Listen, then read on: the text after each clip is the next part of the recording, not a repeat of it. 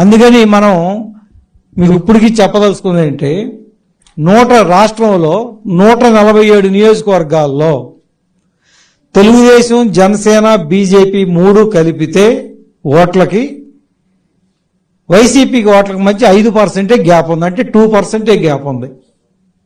మనం 2019 ఓట్లుని సస్టైన్ చేసుకుని ఇంకొక 2% ఎక్స్ట్రా తెచ్చుకుంటే 147 కాన్స్టిట్యున్సీలు గెలవచ్చు. 28 కాన్స్టిట్యున్సీలు, ముఖ్యంగా కర్నూలు అండ్ కడప, అక్కడ తెలుగుదేశము, బీజేపీ, జనసేన కలిసినా కూడా వైసీపీకి మనకి వాళ్ళకి మధ్య గ్యాప్ 10 లక్షల ఓట్లు తేడా ఉంది. 10 లక్షల ఓట్లు తేడా, చాలా చాలా వైడ్ మార్జిన్ ఉంది. అందుకని మేము ఇక 175 నియోజకవర్గాలని సమానంగా అందుకని మేము బలహీనమైన నియోజకవర్గాలు, బలమైన నియోజకవర్గాలు కొంచెం పక్కన పెట్టండి, అన్నిట్లో సమానంగానే పనిచేయాలి. మేము తీసుకుంది ఏంటంటే క్రైటీరియా అబోవ్ 35% వచ్చినటువంటి 2019లో అబోవ్ 35% వచ్చినటువంటి నియోజకవర్గాలు ఇప్పుడు కొన్ని తీసుకున్నాం.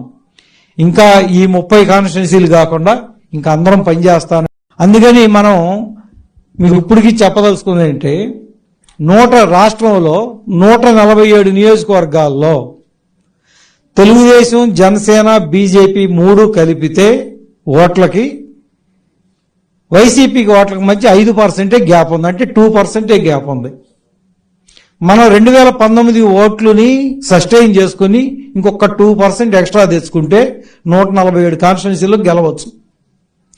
28 కాన్స్టిట్యున్సీలు, ముఖ్యంగా కర్నూలు అండ్ కడప, అక్కడ తెలుగుదేశము, బీజేపీ, జనసేన కలిసినా కూడా వైసీపీకి మనకి వాళ్ళకి మధ్య గ్యాప్ 10 లక్షల ఓట్లు తేడా ఉంది. 10 లక్షల ఓట్లు తేడా, చాలా చాలా వైడ్ మార్జిన్ ఉంది.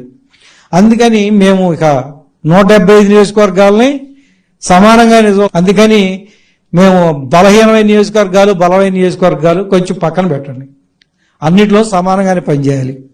మేము తీసుకుంది ఏంటంటే క్రైటీరియా అబోవ్ 35% వచ్చినటువంటి 2019లో అబోవ్ 35% వచ్చినటువంటి నియోజకవర్గాలు ఇప్పుడు కొన్ని తీసుకున్నాం.